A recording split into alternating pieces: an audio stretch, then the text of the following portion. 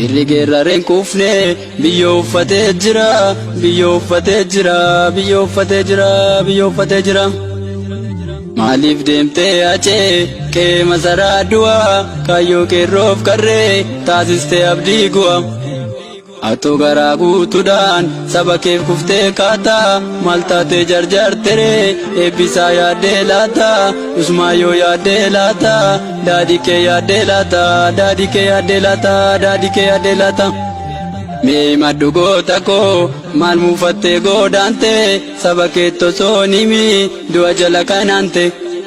Duroo atoo diina keef hin agarsiistu nyaara kee garaa maaliin dhiifteree weedduu fi gitaara kee weedduu fi gitaara kee weedduu fi gitaara kee.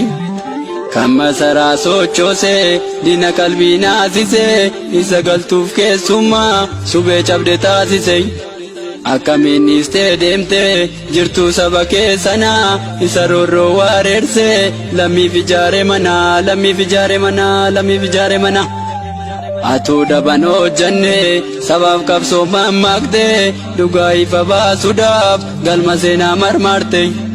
Achee koo ilmaa sabaa onnee sabaa kanaa mallaamtee baatee manaa mallaamtee baatee manaa mallaamtee baatee manaa mallaamtee baatee manaa. Mallaamtee deemtee achee dhala kee kichuu keetti maal fa'aa soofteree qaqqaalli michuu keetti. Weellistoota Oromoo mi mallaamtee haadaraa warra kaayyoo milkeessu reefuu jalqaban karaa reefuu jalqaban karaa reefuu jalqaban karaa. Atoo miidhagsuu malee hin beektu seenaa faalu qeerroof qarreessii waamu dubbadhu kaa jaalu. Atoo miidhagsuu malee hin beektu seenaa faalu qeerroof qarreessii waamu dubbadhu kaa jaalu. Duroo callisuun beektu iyya sabaa dhaageesse har'oo maaltu ta'e garaa jabaattee teesse garaa jabaattee teesse garaa jabaattee teesse. Yaa jabaatii deekse goota qooqni kiilolee gumaa kee baasuuf jira qeerroof qarreessiif lole. Akkasiif gamteen beenne achee finfinnee jirtaa seenee ni dhuftaa eegnaa malee du'a kee arguun feene du'a kee arguun feene du'a kee arguun feene. Ilmoo keessa harkaa qabne farda seenaa kee yaamna annuura finfinneettis siidaa warqee siidhamna. Har'a fooniin dhaabamtus kaayyoon kee yoomuu hunduutu nagaatti kaacee koo boolla kee booknaa guutu boolla kee booknaa guutu boolla kee booknaa guutu.